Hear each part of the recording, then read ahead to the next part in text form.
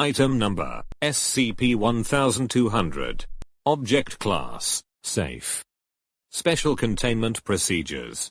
Discovery and seizure of SCP-1200 are performed by FDA under CFR Title 21.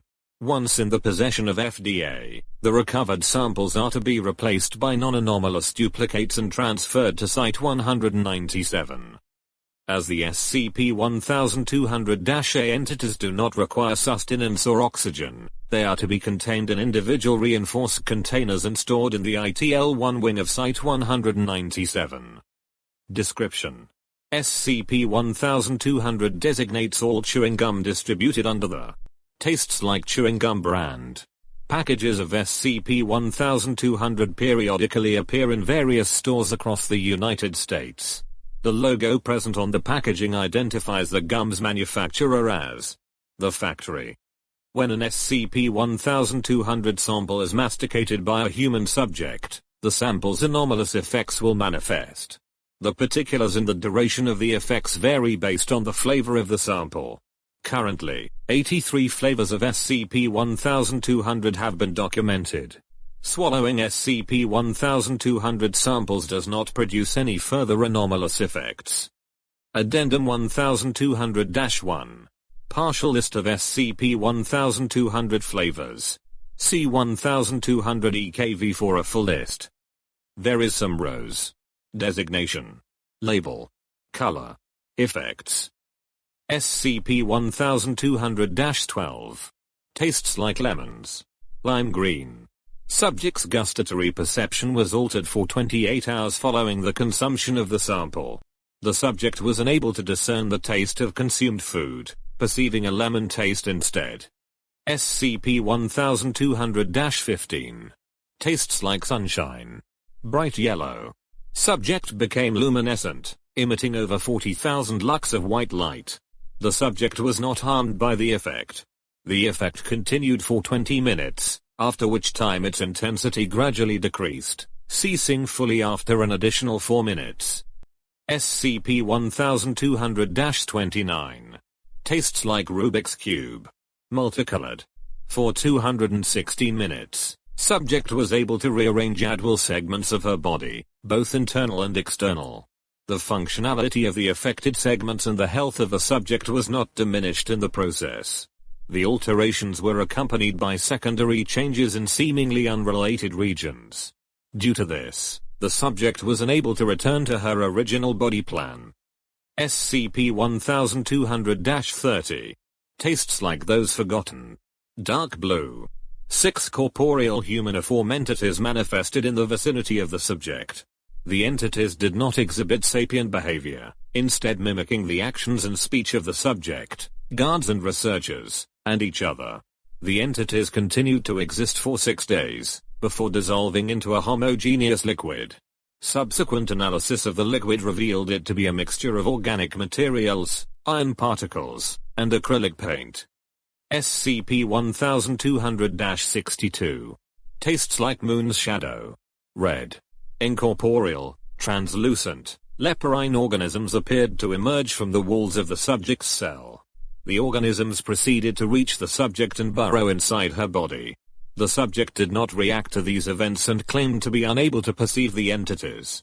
Video recordings of the incident did not show any anomalous activity. The subject expired 11 days later due to exsanguination. No injuries have been found on the body. To date, this is the only known fatality caused by the effects of an SCP-1200 sample. Addendum 1200-2. On February 20, 2003, while conducting an unrelated investigation, Foundation operatives discovered a facility dedicated to production of SCP-1200-30.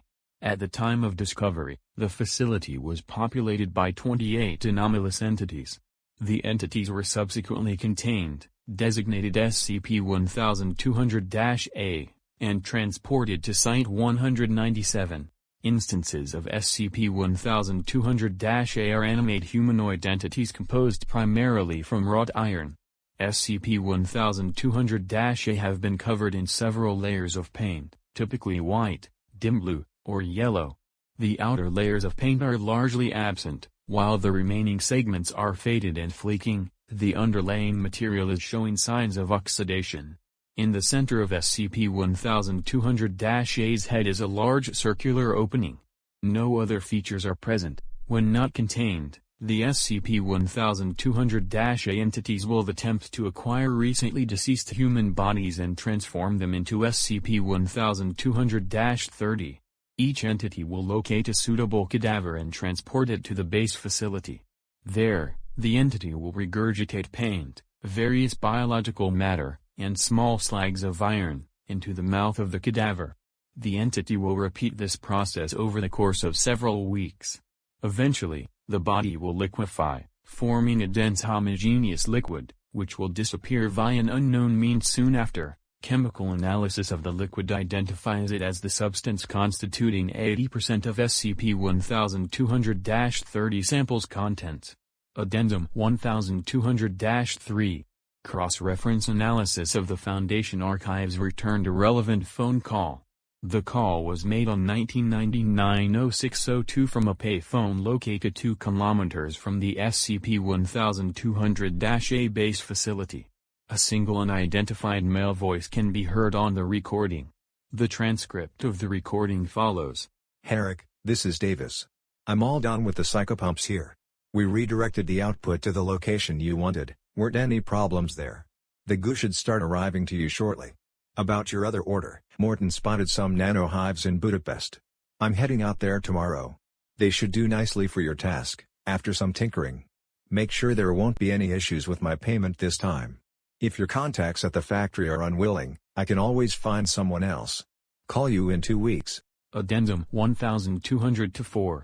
On 2003-08-24, 2 days after dismantling of the SCP-1200-A base facility was concluded, packages containing a previously unknown flavor of SCP-1200 arrived to several non-clandestine Foundation facilities. The testing results are included below. SCP-1200-83. Tastes like normalcy. Colorless. No anomalous effects observed.